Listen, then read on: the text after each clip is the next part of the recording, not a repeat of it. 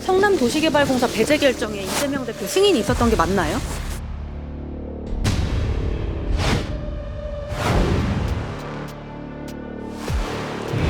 법조인이라면 누구나 이재명 대표가 김인섭 로비스트보다 더 중한 형을 선고받을 가능성이 높아졌구나라고 판단할 겁니다. 백현동 게이트의 전모가 하나씩 밝혀짐에 따라 이재명 대표에게 물어야 할 법적 책임도 점점 커지고 있습니다.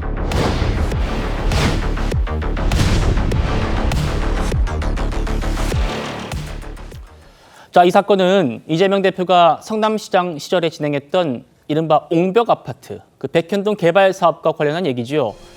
부지 용도가 4단계나 상향되고 50m 옹목이 허가되는가 하면 성남도계공이 사업에서 빠져서 이 민간 업체가 수천억 원대의 수익을 얻었다는 특히 의혹이 제기됐던 그런 사건인데, 차재원 교수님, 네. 이 판결의 핵심은요. 네. 김인섭 씨, 그러니까 이재명 대표가 인섭이 형이라고 한다는 김인섭 씨가 청탁을 해서 그 청탁에 따라서 백현동의 사업 부지가 용도 변경됐다. 이게 지금 대법원이 인정한 거거든요. 그렇죠. 사실 뭐 김인섭 씨라는 분이 사실 뭐 성남시에서 무슨 이 공직에 있었던 분이 아니잖아요. 그런데도 이 사람에게 그 당시 백현동 부지를 개발업자가 그에 지금 드러난 것으로 70억 정도의 돈을 줬다고 하는데 뭘 믿고 줬을까? 많은 사람들이 고개를 갸웃거릴 수밖에 없잖아요. 그래서 1심 재판부도 보면 이 김인섭 씨가 당시 성남시의 실세라고 하는 정진상 실장을 통해서 사실은 이 인허가를 관철시켰고 2심에서도 보면 지금 이 관계를 그대로 인정을 했거든요. 그렇다고 한다면 지금 대법원에서도 그 법리에 문제가 없다고 한다면 사실은 이 김인섭 씨의 이 역할 자체가 사실은 성남시의 실세였던 정진상, 그리고 그 이유 지금 법원에서는 뭐 명시적으로 이야기는 하지 않았지만 당시 시장이었던 이재명 대표와의 관계까지 이어지는 것이 아닐까. 바로 그 때문에 지금 검찰이 이재명 대표에 대한 이 사건과 관련해서 지금 또 기소를 해놓은 상태잖아요. 그렇다고 한다면 이 김은섭 씨의 재판 결과는 사실 이 백현동 개발과 관련해서 지금 재판이 곧 시작될 이재명 대표에게는 아주 상당히 불리한 그러한 상황으로 지금 되는 것이 아닐까 하는 생각이 듭니다. 예. 자, 그랬어요. 지금 뭐 선거법도 선거법이고 위증교사도 위증교사지만 이 백현동 사업, 이 백현동 사건이 1심만 나오면 이재명 대표가 굉장히 큰 타격을 입을 수 있다는 얘기가 나오는 게 두 재판에서 이미 백현동과 관련한 이런 점들을 인정했기 때문입니다. 윤석 대변인님. 김인섭 씨가 정진상 당시 비서관한테 청탁을 했고 정진상이 공무원한테 개발업자 측에서 요구한 대로 처리해주라 이렇게 지시하는 것도 대법원이 인정을 했단 말입니다. 네. 그렇죠? 이런 것들도 이재명 대표에게 불리하다는 그런 얘기입니다. 그렇죠. 지금 이제 이재명 대표의 공직선거법 관련한 허위사실 1심 징역 1년 집행유예 2년 받은 그것과 오늘 김인섭 씨 5년 확정된 거 합쳐보면은 이렇게 되는 겁니다.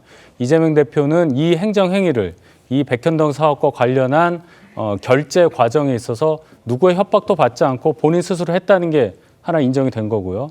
그런데 그 행정행위가 대단히 잘못된 거다. 이게 오늘 확정이 된 거예요. 그러면 이재명 대표는 본인 스스로 잘못된 행정행위를 한 겁니다. 결제를 잘못해서 해서는 안 될 결제를 했기 때문에 15m 이상 설치할 수 없는 옹벽을 50m까지 올려서 아파트를 짓게 했고 네. 아파트 짓게 하는 그 과정에 있어서도 성남 도계공이 빠지면서 시행자에게 엄청난 이익을 갖다 줬고 또 그렇게 할 수 있도록 이 땅을 종상향 4단계나 상향을 시켜가지고 엄청난 이익을 몰아줬다. 결국 이재명 대표 이 백현동 관련한 본인 재판이 다른 대장동, 성남FC 합쳐서 좀 오래 걸리게 되겠지만 결국 1심, 그 재판의 1심에서도 이재명 대표는 유죄를 면키 어렵게 됐다. 이 점을 확실하게 지적한 그런 재판이었다고 볼 수 있겠습니다. 네, 윤 대변인께서 정리를 잘 해주신 것 같습니다. 이런 부분 때문에 지금 이재명 대표가 불리해졌다라는 얘기가 나오는 겁니다. 자, 물론 이 대법원에서 이번에 이재명 대표와 김인섭 씨 연관 관계까지는 판단하지 않았습니다. 하지만 정진상 전 실장이 누굽니까? 자타공인 이재명 대표의 최측근으로 불리는 그런 인물이거든요. 이재명 대표도 그걸 인정했었습니다. 들어보시죠. 경기도청에 좌진상 우동규라는 말이 많이 돌아다니고 있습니다. 지사님 이 말씀 들어보셨습니까? 제가 정말 가까이 하는 참모는 동규 이렇게 표현되는 사람은 아닙니다. 미안하지만. 네, 이분은 측근이라고 말씀하신 적 있으시죠? 아 그럼요. 여기서 정진상은 여기서 바로 매일 서로 상의하고 있죠. 성층 부장님. 자, 그러니까 김인섭 씨가 정진상 전 실장한테 어떻게 얘기했고 정진상 전 실장이 성남시 공무원들에게 어떻게 얘기했는지까지 나왔어요. 하지만 김인섭 씨가 이재명 대표에게 어떻게 했는지는 안 나왔어요. 그럼에도 정진상과 이재명 대표의 관계를 봤을 때 이재명 대표가 몰랐을까? 이런 의심은 아까 차재현 교수님도 말씀 주셨거든요. 어떻게 생각하십니까? 말씀하신 것처럼 몰랐을 리 없다라는 것만으로 판단을 내릴 수는 없죠. 그것만으로 유죄를 내릴 수는 없습니다. 그렇기 때문에 정말 이재명 대표에게 뭔가 보고가 있었는지, 언지가 있었는지가 밝혀져야 되는 것이고요. 그런 것들을 이제 재판 과정에 밝히는 건 아니겠습니까? 그래서 이번 아까 앵커께서도 말씀해 주셨지만 이번 김인섭 씨에 대한 판결에서는 김인섭 씨와 정진상 정책실장과 이재명 당시 성남시장이 특수한 관계였던 거는 인정이 됐습니다. 하지만 그걸로 인해서 이재명 대표에게 어떻게 보고가 됐다든지 인지를 하고 있었다든지 이런 거에 대해서는 전혀 판결문에 나와 있지 않거든요. 그렇기 때문에 물론 김인섭 씨가 2006년에 이재명 대표가 처음 성남시장에 도전할 때 그때 선대본부장도 맡고 가까웠던 사이였던 거는 맞는 것 같습니다. 확실한 것 같은데 그 이후에 지금 이재명 대표는 소원해졌다고 주장을 하고 있거든요. 그리고 김진성 씨와의 통화 2018년에 한 통화도 보면은 김인섭 씨의 안부를 묻는 얘기도 나옵니다. 도통 연락을 안 해서 요즘 어떻게 살고 있는지 모른다라는 얘기를 하고 있거든요. 네. 그런 걸로 봤을 때 이재명 대표는 김인섭 씨와는 그 뒤로 가까운 관계였지만 최근까지는 이제 그 이후에는 연이 끊겼다. 그렇기 때문에 정진상 실장이 그런 것들을 일일이 만약에 보고했는지에 대한 증거가 없다면 이재명 대표에게 이 연관성이 있다라는 것을 밝혀내기는 어려울 겁니다. 제 생각에는 아마도 정진상 실장은 지금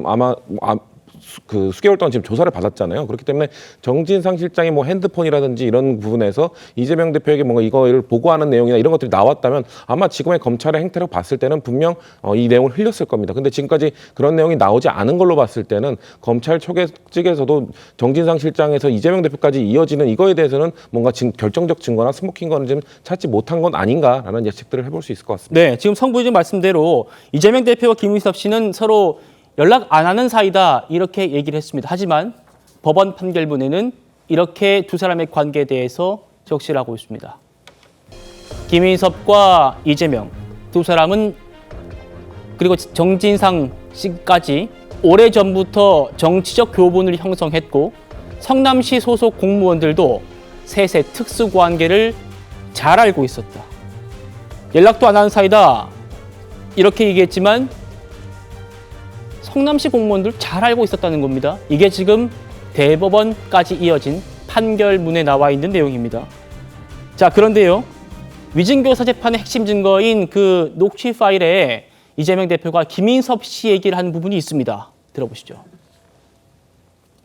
인섭이 형님은 요새 만납니까? 솔직히 이재명하고 나하고 별로 안 친해요. 나는 친해있는 거 지금 몰라서 2010년도부터는 거의 배제된 상태인데. 사무장이다. 이거 전혀 사실이 아닙니다. 선대본부장은 하셨지 않습니까? 2006년 떨어지는 선거에. 예. 한참 후에 벌어진 일이라는 말씀드리고요. 저는 연락도 잘 안 되는 사람인 말씀을 일단 드리고. 자, 설전 변호사님. 네. 2010년부터는 뭐 거의 배제된 상태다. 뭐 이렇게 김인섭 씨도 얘기하고 있지만 2018년 녹취록에 이재명 대표가 인섭이 형님은 요새 만납니까? 이렇게도 얘기를 했단 말입니다.